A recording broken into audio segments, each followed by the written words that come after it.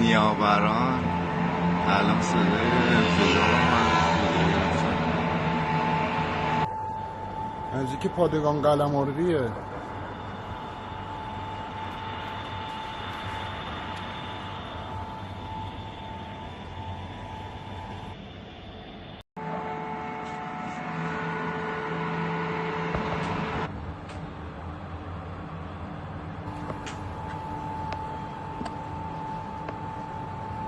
پادگان قلمرویه اینجا.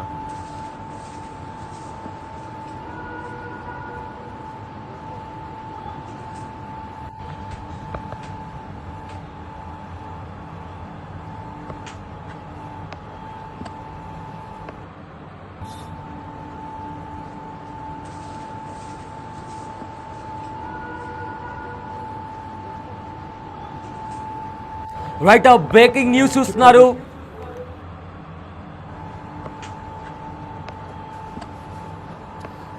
Yes breaking news చూస్తున్నారు.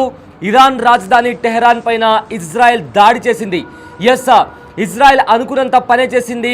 ఎప్పటి నుంచో ఇజ్రాయెల్ చెప్తూనే వస్తుంది. అయితే చెప్పిన పనిని చేసి చూపించింది ఇజ్రాయెల్. బిగ్ టీవీ స్క్రీన్ పైన ఇరాన్ రాజధాని టెహరాన్ పైన ఇజ్రాయెల్ మిజైల్స్తో దాడికి దిగింది. దానికి సంబంధించిన విజువల్స్ కూడా మీరు బిగ్ టీవీ స్క్రీన్ పైన కూడా ఎక్స్క్లూజివ్గా చూడొచ్చు. అయితే ఇరాన్ అణు స్థావరాలపైన బాంబుల వర్షం కురిపించింది ఇజ్రాయెల్.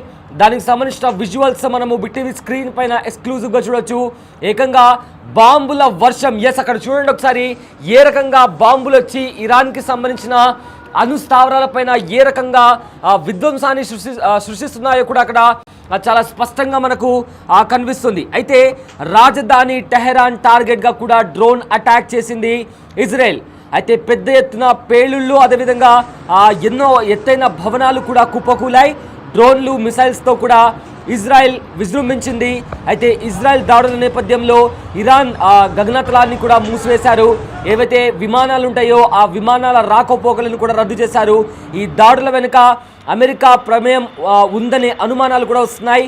అయితే అక్కడ స్క్రీన్ పైన ఒకసారి మనం చూస్తే బిగ్ టీవీ స్క్రీన్ పైన కూడా అక్కడ ఇజ్రాయెల్ ఇరాన్ పైన దాడి చేసిన తర్వాత అక్కడ విధ్వంసకరమైన వాతావరణం కనిపిస్తుంది. దట్టమైన పొగలు అందుతున్నాయి. చాలా చోట్ల కూడా ఏదైతే ఆ మిజైల్స్ అనేవి స్ట్రైక్ అయిన తర్వాత కూడా చాలా వరకు ఎత్తైన భవనాలు కూడా ధ్వంసమయ్యాయి. అదేవిధంగా ఈ దాడులు జరుగుతున్న నేపథ్యంలో ఇప్పటికే ఇరాన్ తమ తలాన్ని కూడా మూసేసింది. ఏవైతే విమానాలు ఉంటాయో ఇంటర్నేషనల్ డొమెస్టిక్ ఫ్లైట్స్ ఉంటాయో కూడా వాటి రాకపోకలను కూడా ఆపేసింది ఇరాన్. అయితే ఈ దాడుల వెనుక అమెరికా ప్రమేయం, అంటే ఈ విషయం ఇలాంటి దాడి ఒకటి జరుగుతుందని అమెరికాకి తెలిసే ఇదంతా జరిగి ఉండొచ్చు అనే అనుమానాలు కూడా వస్తున్నాయి. ఎస్ ఇప్పటికే ప్రపంచంలోని కొన్ని దేశాల మధ్య యుద్ధాలు జరుగుతున్నాయి. అది కూడా రష్యా యుద్ధానికి దిగింది, ఇజ్రాయెల్ యుద్ధానికి దిగింది. అయితే ఇజ్రాయెల్ ఎప్పటి నుంచో కూడా దాడులు చేస్తూ వస్తుంది. పాలస్తీన్ పైన, గాజా పైన, ఎవరైతే అక్కడ ఉండే జనాలపైన కూడా దాడులు చేస్తూ వస్తుంది. ఇప్పుడు ఏకంగా యుద్ధం కాస్త ఇరాన్ వరకు పాకింది. ఇప్పుడు ఇది కాస్త 3వ ప్రపంచ యుద్ధానికి దారితీస్తుందా అనే అనుమానాలు కూడా వస్తున్నాయి. అయితే ఈ అనుమానాలు కూడా రోజు రోజుకి బలపడుతున్నాయి. ఏదైతే రష్యా ఇంకా ఉక్రెయిన్ మధ్య జరుగుతున్న యుద్ధానికి సంబంధించి కూడా ఒకవేళ ఉక్రెయిన్ తన వైఖరి మార్చుకోకపోతే ఖచ్చితంగా అణు బాంబులతో దాడి చేస్తామంటూ కూడా రష్యా పదే హెచ్చరిస్తూ వస్తుంది. ఒకవేళ అదే జరిగితే ఖచ్చితంగా 3వ ప్రపంచ యుద్ధానికి దారితీస్తుంది అన్న వార్తలు కూడా వస్తున్నాయి. అయితే ఇదే నేపథ్యంలో అనూహ్యంగా ఇప్పుడు ఇరాన్ పైన ఇజ్రాయెల్ దాడి చేసింది. మిసైల్స్తో, డ్రోన్ బాంబులతో కూడా దాడి చేస్తూ విరుచుకుపడింది ఇజ్రాయెల్. సో ప్రజెంట్ ఇప్పుడు డజన్ల కొద్దీ IAF జెట్లను కూడా ఉపయోగించింది ఇజ్రాయెల్. గత 2 రోజుల క్రితమే దాడి జరిగే అవకాశం ఉందని కూడా ప్రకటించింది. అయితే పథకం ప్రకారం చాలా స్ట్రాటజీగా యుద్ధ ఆయుధాలను కూడా రహస్య ప్రదేశాలకు తరలించింది. దాడి ఎలా చెయ్యాలనే దానిపై కూడా ప్రణాళిక సిద్ధం చేసిన తర్వాత ఇజ్రాయెల్ ఇరాన్ పైన దాడి చేసింది. అయితే గత వారం నుంచే ఇజ్రాయెల్లోని లోకల్ మీడియాలో కూడా చాలా విస్తృతంగా ప్రచారం నడుస్తుంది. ఖచ్చితంగా ఏదో ఒక రోజు ఇరాన్ పైన ఇజ్రాయెల్ దాడి చేసే అవకాశం ఉందని కూడా చాలా విస్తృతంగా ప్రచారం నడుస్తుంది. గత వారం ట్రంప్తో ఇజ్రాయెల్ అధ్యక్షుడు కూడా భేటీ అయ్యారు. ఇరాన్పై అమెరికా ఏవైతే విధి విధానాలపై కూడా చర్చించారు. సో ఆ తర్వాత ఇజ్రాయెల్ ప్రధాని కూడా నెతన్యాహు ట్రంప్తో ఫోన్లో కూడా మాట్లాడారు. ఫోన్లో దాదాపు వీళ్ళ సంభాషణ 40 నిమిషాల పాటు కూడా కొనసాగింది. అయితే ఇరాన్ దాడిలో అంతర్జాతీయంగా చమురు ధరలపై కూడా ఆందోళన వ్యక్తపరుస్తున్నారు. ఎందుకంటే ఇరాన్ నుంచి కూడా క్రూడ్ ఆయిల్ ఇక చమురు ఏదైతే ఉంటుందో అది చాలా ప్రపంచవ్యాప్తంగా కూడా చాలా చోట్ల ఎక్స్పోర్ట్ అవుతుంటుంది. సో యుద్ధం జరిగిన ప్రతిసారి లేదా ఏదైనా కేఓస్ క్రియేట్ అయిన ప్రతిసారి కూడా ఆ చమురు ఏదైతే ఉంటుందో చమురు ధరలపై కూడా అవి అమాంతంగా పెరిగిపోతాయి. దాని కారణంగా ఏవైతే టారిఫ్లు కావచ్చు అవి కూడా పెరిగిపోయే అవకాశం ఉంటుంది. ట్యాక్స్ కావచ్చు అది కూడా పెరిగిపోయే అవకాశం ఉంది. సో ప్రజెంట్ దాదాపు 5% ఆ చమురు ధరలపై 5% ట్యాక్స్ పెరిగే అవకాశం ఉందని కూడా చర్చ జరుగుతుంది. బిగ్ టీవీ స్క్రీన్ పైన ఒకసారి ఏ రకంగా ఇజ్రాయెల్ తమ వైమానిక దాడులు చేస్తుందో చాలా స్పష్టంగా కనిపిస్తుంది. డ్రోన్ ఇంకా మిసైల్స్తో కూడా విరుచుకుపడుతుంది ఇజ్రాయెల్. ఇరాన్ పైన ఇజ్రాయెల్ ముందస్తు వైమానిక దాడులు చేసింది. అయితే టెహరాన్లోని ఒక ప్రాంతంలో శుక్రవారం పేలుడు శబ్దాలు వినిపించాయి. ఇరాన్లోని ఓ వార్తా సంస్థ ఈ విషయాన్ని కూడా ధృవీకరించింది.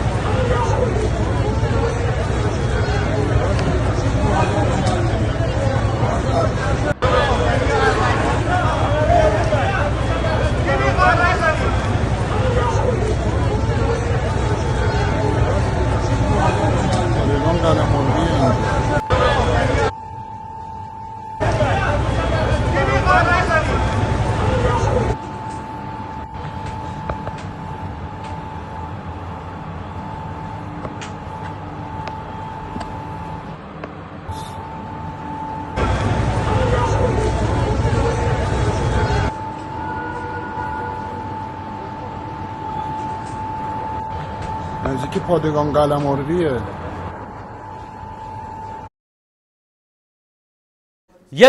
బిగ్ టీవీ స్క్రీన్ పైన విజువల్స్ చూస్తున్నారు మీరు. ఇది కాస్త ఇప్పుడు ఏదైతే పరిణామం చోటు చేసుకుందో ఇజ్రాయెల్ ఇరాన్ పైన దాడులు చేసింది, వైమానిక దాడులు చేసింది. ఏవైతే ఇరాన్లో ఉన్న అణు స్థావరాలపైన భీకర దాడులు చేసింది ఇజ్రాయెల్. అయితే దాన్ని ఇజ్రాయెల్ కూడా ధృవీకరించింది, ఎక్స్లో కూడా పోస్ట్ చేసింది. ఇజ్రాయెల్కి సంబంధించిన వైమానిక దళం కూడా ఎక్స్లో పోస్ట్ చేసింది. అయితే ఇప్పుడు ఇరాన్ ఎలా రిటాలియేట్ చేయబోతుంది, ఇరాన్ ప్రతికార్య చర్య తీసుకుంటుందా? ఒకవేళ తీసుకుంటే ఇది కాస్త 3వ ప్రపంచ యుద్ధానికి దారితీస్తుందా అంటే అవును అనే సంకేతాలు కూడా చాలా బలంగా కనిపిస్తున్నాయి. అయితే డ్రోన్స్తో మిసైల్స్తో కూడా విరుచుకోపడింది ఇజ్రాయెల్ ఆల్రెడీ. అయితే దీంట్లో అమెరికా ఈ దాడి మాకు తెలియకుండా జరిగింది, దీంట్లో మా ఇన్వాల్వ్మెంట్ ఎలాంటిది కూడా లేదు అంటూ కూడా అమెరికా చెప్తుంది. కానీ గత వారం రోజుల కిందట నెతన్యాహు అదేవిధంగా ట్రంప్ కూడా వీళ్ళిద్దరు కలుసుకున్నారు. అండ్ ఆల్సో రీసెంట్గా కూడా వీళ్ళ మధ్య ఒక ఫోన్ సంభాషణ కూడా జరిగింది. అయితే 40 నిమిషాల పాటు కూడా ఈ ఫోన్ సంభాషణ జరిగిందని కూడా ఇప్పటికే తెలుస్తుంది. దీంట్లో ఇరాన్ పైన అమెరికా తీసుకుంటున్న విధి విధానాల గురించి కూడా వీళ్ళిద్దరూ సుదీర్ఘంగా కూడా చర్చించారు. సో ప్రజెంట్ ఏదైతే ఇప్పుడు ఇరాన్ ఇంకా ఇజ్రాయెల్ మధ్య జరుగుతున్న ఈ దీనికి సంబంధించి కూడా ఇప్పుడు ఇరాన్ కూడా ఖచ్చితంగా రిటాలియేట్ చేస్తుంది అంటూ కూడా చాలా బలమైన సంకేతాలు కనిపిస్తున్నాయి. అయితే దీనికి సంబంధించి కూడా ఇజ్రాయెల్కి సంబంధించి వాళ్ళు కూడా అఫీషియల్గా ఇజ్రాయెల్ ఎయిర్ ఫోర్స్ కూడా ఒక ట్వీట్ చేసింది. ఆ ట్వీట్ మీకు చదివి వినిపిస్తాను. The state of Israel has no choice but to fulfil the obligation to act in the defense of its citizens and will continue to do so everywhere it is required to do so as we have done in the past. ఇది Israel air force చేసిన tweet. మరొకసారి చదువుతాను. The state of Israel has no choice but to fulfil the obligation to act in defence of its citizens and will continue to do so everywhere it is required to do so as we have done in the past. అయితే ఇజ్రాయెల్కి వేరే దారి లేదు. ఖచ్చితంగా మా ప్రజల కోసం, మా భూభాగాన్ని కాపాడుకోవడం కోసం మేము ఇలాంటి దాడులు చేయాల్సి వచ్చింది. ఇక్కడే కాదు, ఎలాగైనా ఏ దేశంలో అయినా ఇలాగే జరగాలి. అండ్ మేము కూడా ఇలాంటివి చేస్తూ వస్తాము. ఈ దాడులు అనేవి ఇంకా కంటిన్యూ అవుతాయి. గతంలో కూడా చేశాము, ఇప్పుడు కూడా చేస్తామంటూ కూడా ఇజ్రాయెల్కి సంబంధించిన ఇజ్రాయెల్ ఎయిర్ ఫోర్స్ అఫీషియల్గా వాళ్ళు చేసిన దాడుల గురించి అఫీషియల్గా చేసిన పోస్ట్ ఇది. అయితే ప్రజెంట్ ఇప్పుడు దాని తర్వాత ఇజ్రాయెల్ ఇంకో ట్వీట్ కూడా చేసింది. Today Iran is closer than ever to obtaining a nuclear weapon of mass destruction in hands of Iranian regime or an is a big threat to the state of Israel and to the wider world. ఏదైతే nuclear weapons Iran దగ్గర ఉన్నాయో అవి ఈ ప్రపంచానికే ఒక పెద్ద ముప్పు. So అందుకే ఒక ఇజ్రాయెల్కే కాదు, ఇది ప్రపంచానికి కూడా ఒక పెద్ద ముప్పు లాంటిది. సో అందుకే మేము దాడులు చేయాల్సి వచ్చిందంటూ కూడా ఇజ్రాయెల్కి సంబంధించిన ఇజ్రాయెల్ ఎయిర్ ఫోర్స్ కూడా ఒక ట్వీట్ ద్వారా చెప్పడం జరిగింది. సో ఇప్పుడు ఇదంతా చూస్తుంటే ఇక్కడ అమెరికా మాత్రం మాకు ఎలాంటి సంబంధం లేదు, ఎందుకంటే ఈ దాడి మాకు తెలియకుండా జరిగిందంటూ కూడా అమెరికా చెప్పుకుంటూ వస్తుంది. బట్ గత వారం కిందట కూడా అమెరికన్ ప్రెసిడెంట్ డొనాల్డ్ ట్రంప్తో పాటు ఇజ్రాయెల్ అధ్యక్షుడు నేతన్యాహు కూడా వీళ్ళిద్దరు కలుసుకున్నారు. అండ్ రీసెంట్గా కూడా వీళ్ళు ఫోన్లో కూడా ఒక 40 నిమిషాల పాటు సుదీర్ఘంగా కూడా వీళ్ళిద్దరు మాట్లాడుకున్నారు. ఇరాన్ ఇంకా అమెరికా మధ్య జరుగుతున్న విధి విధానాల గురించి కూడా వీళ్ళిద్దరూ చర్చించుకున్నట్లు కూడా తెలుస్తోంది. అయితే ఇరాన్పై దాడికి ఇజ్రాయెల్ సిద్ధమవుతుందన్న అంచనాల నేపథ్యంలో అమెరికా అప్రమత్తమైంది.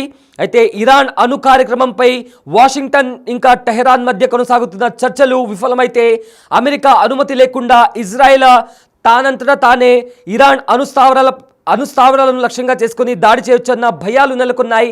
అయితే ఆ భయాలు కాస్త నిజమయ్యాయి. అనుకున్నట్టుగానే ఇజ్రాయెల్ ఇరాన్ పైన దాడికి దిగింది. ఎస్, అయితే ఇప్పుడు పెద్ద క్వశ్చన్ మార్క్. ఇప్పటికే రష్యా ఇంకా ఉక్రెయిన్ మధ్య ఎలాంటి సిచ్యువేషన్ నెలకొందో మనందరికీ తెలుసు. ఏకంగా ఉక్రెయిన్ ఎన్నడూ చేయనంత అతి భీకర దాడి, అతి పెద్ద దాడి రష్యా పైన చేస్తే రష్యా కూడా ఏ మాత్రం తగ్గకుండా ఉక్రెయిన్ పైన మెరుపు దాడులు చేస్తూ ఉక్రెయిన్ని వణికిస్తుంది రష్యా. సో ఇదంతా జరుగుతుంటే ఇటువైపు పాలస్తీన్ ఇంకా ఇజ్రాయెల్ పాలస్తీన్ పైన మెరుపు దాడులు చేస్తుంది. అక్కడ పాలస్తీన్ ఇంకా గాజా స్ట్రిప్లో కూడా దయనీయమైన పరిస్థితులు కనిపిస్తున్నాయి. అయితే ఇప్పుడు ఏకంగా ఏదైతే అణుబాంబులకు సంబంధించి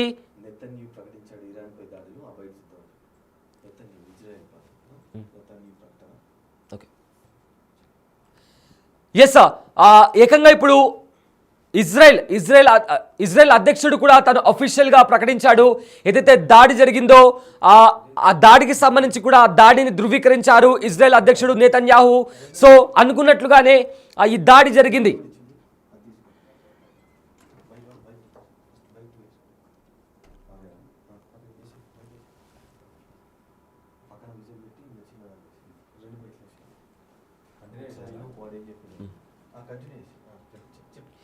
ఎస్, ఇజ్రాయెల్ అధ్యక్షుడు నేతన్యాహు కూడా మాట్లాడారు.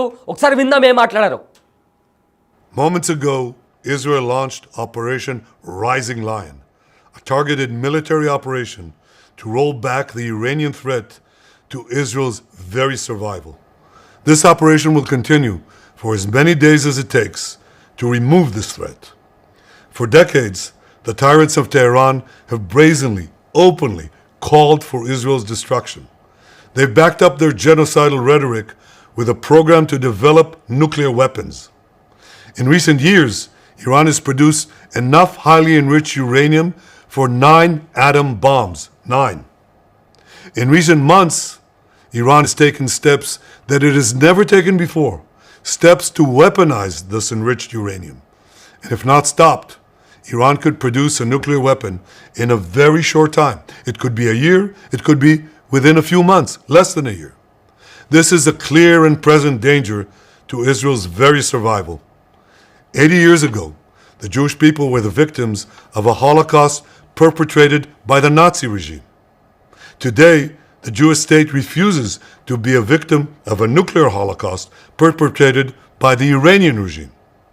Now, as Prime Minister, I've made it clear time and again, Israel will never allow those who call for our annihilation to develop the means to achieve that goal. Tonight, Israel backs those words with action. We struck at the heart of Iran's nuclear enrichment program. We struck at the heart of Iran's nuclear weaponization program. We targeted Iran's main enrichment facility in Natanz. We targeted Iran's leading nuclear scientists working on the Iranian bomb. We also struck at the heart of Iran's ballistic missile program. Last year, Iran fired 300 ballistic missiles at Israel. Each of these missiles carries a ton of explosives and threatens the lives of hundreds of people. Soon, those missiles could carry a nuclear payload, threatening the lives not of hundreds, but of millions. Iran is gearing up to produce 10,000 of those ballistic missiles within 3 years. Now just imagine 10,000 tons of TNT landing on a country the size of New Jersey. This is an intolerable threat. It too must be stopped. Iran is now working on what it calls the new plan to destroy Israel. You see, the old plan failed. Iran and its proxies tried to encircle Israel with a ring of fire and to attack us with the horrible attack of October 7th. But the people of Israel, the soldiers of Israel, rose like lions to defend our country. We crushed Hamas, we devastated Hezbollah, we hit Iranian proxies in Syria and Yemen. And when Iran directly attacked us twice last year, we struck back inside Iran itself. Yet in defending ourselves, we also defend others. We defend our Arab neighbors. They too have suffered from Iran's campaign of chaos and carnage. Our actions against Iran's proxy Hezbollah led to the establishment of a new government in Lebanon and the collapse of Assad's murderous regime in Syria. The peoples of those two countries now have a chance for a different future, a better future. So too do the brave people of Iran, and I have a message for them. Our fight is not with you. Our fight is with the brutal dictatorship that has oppressed you for 46 years. I believe that the day of your liberation is near. And when that happens, the great friendship between our two ancient peoples will flourish once again. I want to assure the civilized world, we will not let the world's most dangerous regime get the world's most dangerous weapons. And Iran plans to give those weapons, nuclear weapons, to its terrorist proxies. That would make the nightmare of nuclear terrorism all too real. The increasing range of Iran's ballistic missiles would bring that nuclear nightmare to the cities of Europe and eventually to America. Remember, Iran calls Israel the small Satan. It calls America the great Satan. And this is why for decades, it's led millions in the chants of death to Israel and death to America. Today, Israel is responding to those genocidal calls with action and with a call of our own. Long live Israel and long live America. Our action will help make the world a much safer place. I want to thank President Trump for his leadership in confronting Iran's nuclear weapons program. He has made clear time and again that Iran cannot have a nuclear enrichment program. Today, it is clear that Iran is just buying for time. It refuses to agree to this basic requirement of peaceful nations. That is why we have no choice but to act, and act now. The hardest decision any leader has to make is to thwart a danger before it is fully materialized. Nearly a century ago, facing the Nazis, a generation of leaders failed to act in time. They were paralyzed by the horrors of World War I. They were determined to avoid war at all costs, and they got the worst war ever. They adopted a policy of appeasement. They closed their eyes and ears to all the warning signs. That failure to act resulted in World War II, the deadliest war in history. It claimed the lives of 60 million, including 6 million Jews, a third of my people. After that war, the Jewish people and the Jewish state vowed, never again. Well, never again is now. Today, Israel has shown that we have learned the lessons of history. When enemies vow to destroy you, believe them. When enemies build weapons of mass death, stop them. As the Bible teaches us, when someone comes to kill you, rise and act first. This is exactly what Israel has done today. We have risen like lions to defend ourselves. Over 3,000 years ago, Moses gave the people of Israel a message that has steeled their resolve ever since. Be strong and courageous, he said. Today, our strong and courageous soldiers and people stand together to defend ourselves against those who seek our destruction. And by defending ourselves, we defend many others, and we roll back a murderous tyranny. Generations from now, history will record that our generation stood its ground, acted in time, and secured our common future. May God bless Israel. May God bless the forces of civilization everywhere. Thank you.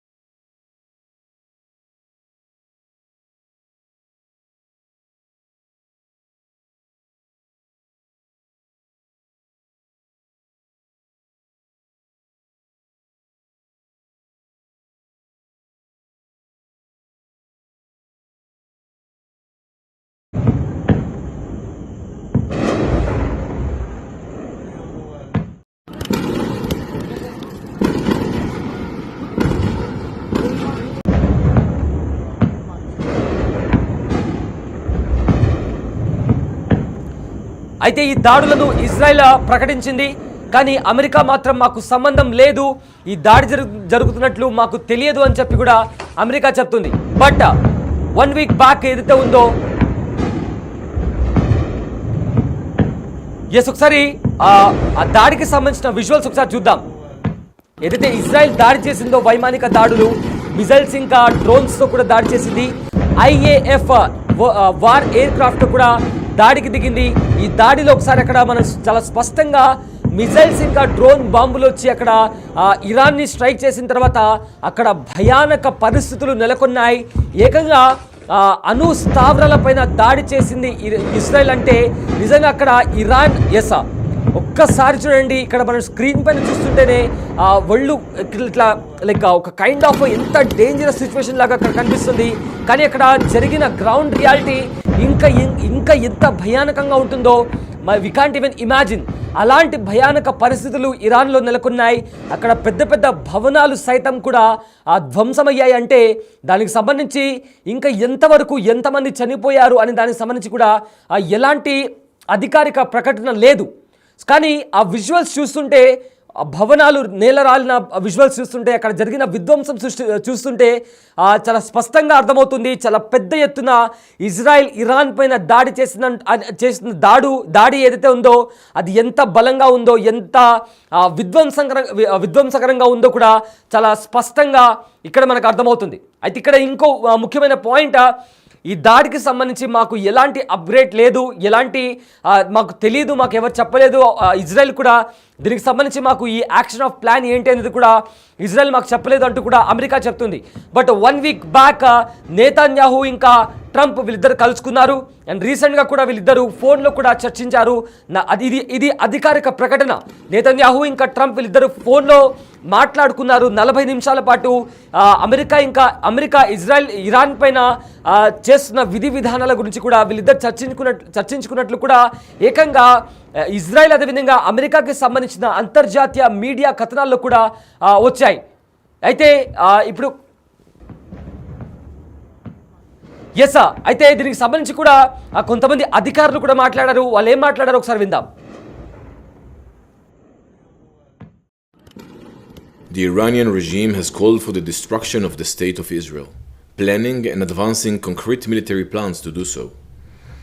Over the past few months, intelligence has shown that Iran is closer than ever to obtaining a nuclear weapon.